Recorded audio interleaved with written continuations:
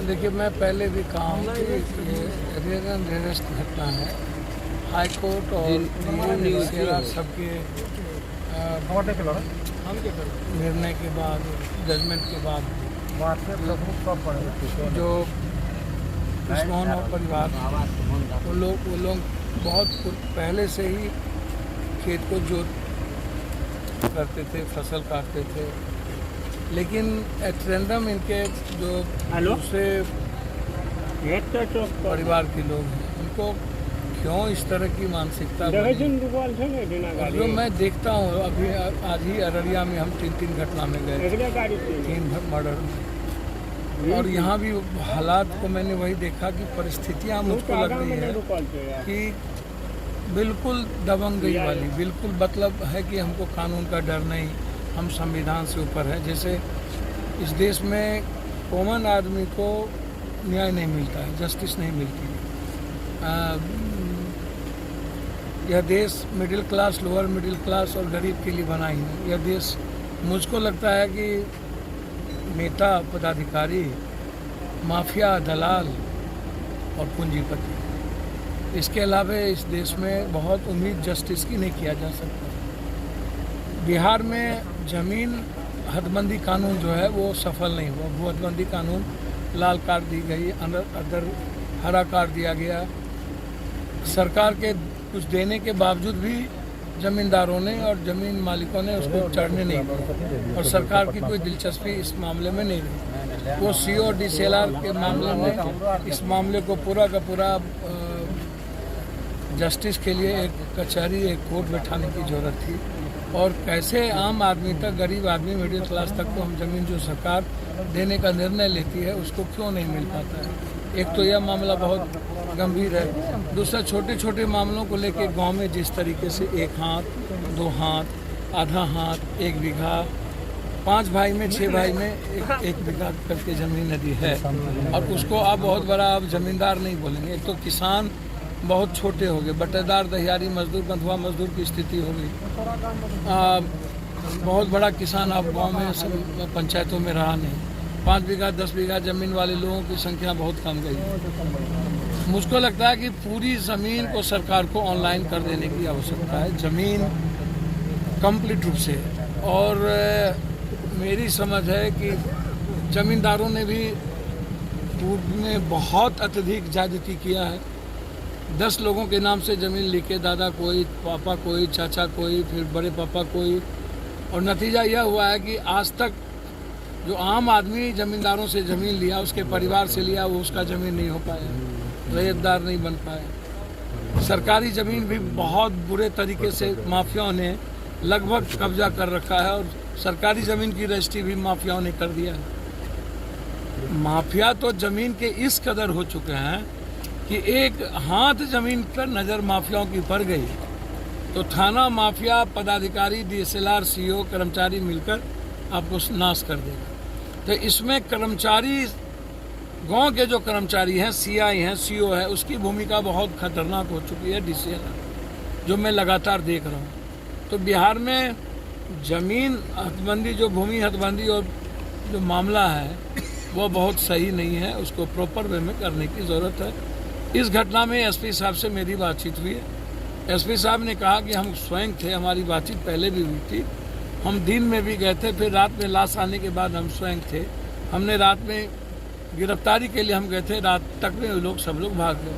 उनका मानना है कि ये गलत तरीके से साजिश करके बिल्कुल बाहर से हंसेरी मंगा करके घटना कर दी गई, और कोई कानून का इकबाल और डर उसके भीतर नहीं था। इसमें समाज की भी भूमिका रह जाती है। समाज कभी भी अपराधी, अपने अपने जाति के अपराधी, उन्मादी को सजा देने के पक्ष में नहीं है। वो महामंडित करती है अपराधी माफियाओं को। और इसी आधार पर मैं देखता हूँ बराबर, मैं जब एक दिन में 700, अभी 750-800 किलोमीटर चल के आया, तो खगड़िया में 3 मौत। तो मैं देखता हूँ कि किस कदर समाज पहले ही पूछता है कि किस जात का मर्डर हुआ, किस जात ने किया, किस बच्ची का बलात्कार हुआ, किस जात ने किया, जाति कौन था, धर्म कौन था, मजहब कौन था। अब हत्या में भी जाति, धर्म, मजहब खोजना, बलात्कार की घटना में भी जाति, मजहब खोजना, और थानेदार बैठ करके धारा जोड़ने के लिए पैसा ले, धारा हटाने के लिए पैसा ले, डायरी में नाम जोड़ने के लिए पैसा ले, डायरी से नाम हटाने के लिए पैसा ले, डायरी को कमज़ोर करने के लिए पैसा ले, डायरी को मजबूत लिख देने के लिए पैसा ले, चार्जशीट अभी नहीं भेजे उसके लिए पैसा ले, चार्जशीट भेज दीजिए उसके लिए पैसा ले। तो आप समझिए कि आम आदमी ये कहाँ से करेगा? या तो कोई दलाल माफिया या लुटेरा टाइप के ताकतवर आदमी ही ऐसा काम कर सकता है, पैसे देकर किसी को फंसाएगा। तो स्थिति बहुत भयावह थी। मैंने सुरक्षा की मांग की है, एसपीडी ट्रायल का मैंने मांग किया है कि अविलंब एसपीडी ट्रायल हो, जो लोग इसमें इन्वॉल्व हैं उसकी पूरी मुकम्मल तौर पर गिरफ्तारी हो, कुर्की हो, बाहर से जो हसेरी लाया गया उसकी भी जांच होगी, हसेरी कहाँ से आई। तो मैंने बहुत क्लियर है और इस पर मैं मॉनिटरिंग करूंगा। जब तक इस घटना में न्याय नहीं मिलेगी मैं तब तक चैन से नहीं बैठूंगा। जिले में नरपतगंज और भरगामा दो प्रखंड है, दोनों प्रखंड में भूमि विवाद को लेकर के लगातार हत्याएं हो रही हैं, तो इसके पीछे कई घटना है भूमि विवाद को लेकर के, सिर्फ नरपतगंज भरगामा नहीं है। ये बात सही है कि नरपतगंज भरगामा की जो स्थिति है वो इस मामले में अत्यधिक घटना देखा गया है। पहले भी हम कई बार इधर बगल में ही आपके भरगामा में आ चुके थे, रात में भी हम उस वक्त आए थे, आप लोग पता नहीं थे कि नहीं, जब यहाँ मुसहरी और कई घटनाएं घटी थी बगल में। फिर पप्पू यादव को आना पड़ा, इतने बड़े नरसंहार, तब भी घटना ही बड़ी थी।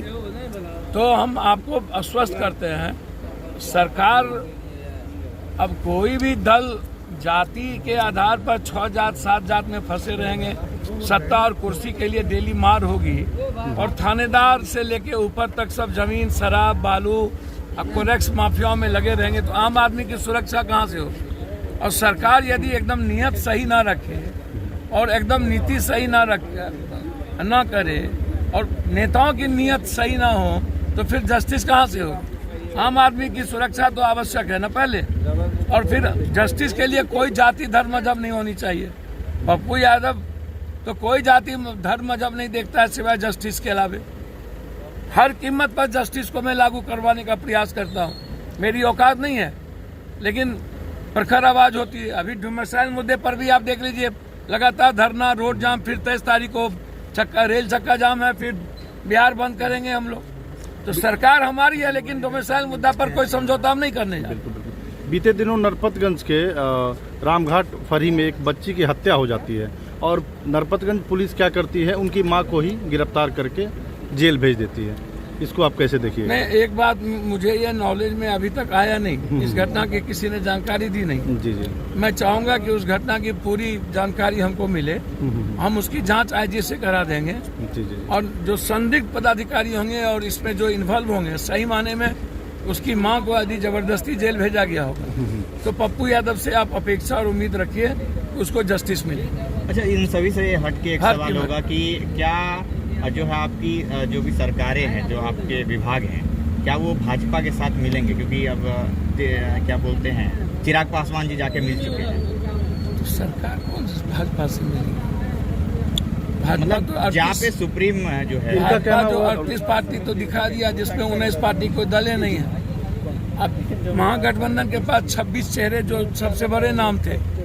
लड़ाई तो अब इस देश के इतिहास, संविधान और लोकतंत्र बचाने की है ना हो। इस देश की संस्कृति बचे, तहजीब बचे, इस देश की रोजगार की स्थिति बहुत, बेरोजगारी स्थिति बहुत बुरी है। इस देश में झूठ के पुलिंदे पर बैठे लोग हैं। गोधरा से लेके पुलवामा से accidental Kerala story, accidental PM, फिर कश्मीर फाइल, फिर आदि पुरुष, फिर बजरंग बली, और फिर एक नया पिक्चर लगातार, और अभी कॉमन सिविल कोड। तो कोई मतलब इस देश में नरेंद्र मोदी जी 9 सालों में जब से आए तब से इतिहास को न मिटाया, तब से हमारे संविधान ही न कमजोर हुए हैं, तब से हमारे भीतर की जो बोलने की, चलने की अभिव्यक्ति थी, जीने की आज़ादी थी, सब पर स्वतंत्रता पर हमला हो गया। और अब नरेंद्र मोदी जी के आने के बाद एक बात तो हुई कि हम डर से अब आवाज़ नहीं दे सकते, बंद कोठरी में भी बात करना मुश्किल होगी। तो जब आम आदमी, जब नॉर्थ अलग, साउथ अलग, हिंदी पट्टी अलग और हालात बिल्कुल डिफरेंट, तो पहले आप 2024 की जो परिवेश और परिस्थितियां हैं उसमें यदि इस देश में एक ऐसा शासक जिसको आम आदमी से कोई मतलब नहीं है, जो सिर्फ सेंटीमेंट के आधार पर और भीख दया के आधार पर ये सत्ता चाहती रहती है और हमेशा हमला उनकी आम आदमी के स्वतंत्रता और उसकी फ्रीडम पर है, तो ये एक बड़ा व्यापक अहंकार से निकलकर 2025 में जो चुनाव होगा अभी 2024 का चुनाव, तो 2024 में हमारे नेताओं को नेक टू नेक सीट पर काम करना होगा कि कौन से सीट पर कौन जीत सकता है, छोटी पार्टियां हो या कोई पार्टी। हमें बीजेपी जिस तरीके से लगातार थूक फेंक करके बाबा साहब अम्बेडकर रामविलास जी का मूर्ति फेंकवा करके घर और परिवार तोड़ दिया, तब फिर ले लिया, फिर कुशवाहा को ले लिया, फिर सबसे बड़े भ्रष्टाचारी को ले लिया, मुख्तार अंसारी के बेटे को ले लिया, सबसे बड़ा भ्रष्टाचारी 77,000 करोड़ अजीत पवार से लेकर के प्रफुल्ल पटेल को ले लिया, मणिपुर के सबसे बड़ा बेईमान और चोर दलाल मुख्यमंत्री के साथ में चला गया, तो भ्रष्टाचार अलगाववाद को भी ले लिया, पहले याद होगा महबूबा को, आतंकवाद उग्रवाद को भी ले लिया, भ्रष्टाचार को भी ले लिया। और नफरत का जो हालात है, भारत का मतलब है India is Gandhi, India is Subhash, India is Bhagat, India is Patel, India is Nehru, India is love, love is India, India is win. आम आदमी की जिंदगी की सुरक्षा, this is the important. Pappu Yadav important नहीं है। यानी पप्पू यादव भाजपा के साथ नहीं जाएंगे? आप एक बात आप हमको बताइए, मुझे तो समझ में नहीं आता है। सबसे बड़ी सशक्त आवाज इस धरती पर आम आदमी, जो बिना किसी कुर्सी पद और चीजों के हर व्यक्ति के घर तक पहुंच के उसकी मदद करना और हर गलत चीजों के खिलाफ पप्पू यादव सबसे आगे रहना, उसके बाद आप पप्पू यादव से अपेक्षा रखते हैं। Thank you sir. सर, बीते दिनों पिछले वर्ष जो बाढ़ आई थी पटना में सर, उसमें आपका काफ़ी योगदान रहा था। इस बार सर पूरे दुनिया के कोरोना में हम साथ खड़े रहे। तो इस बार पटना की हालात कैसी है? सर मैं इतना ही जानता हूं कि हालात जितने खराब होंगे पप्पू यादव अपनी जिंदगी देगा, बेफिक्र।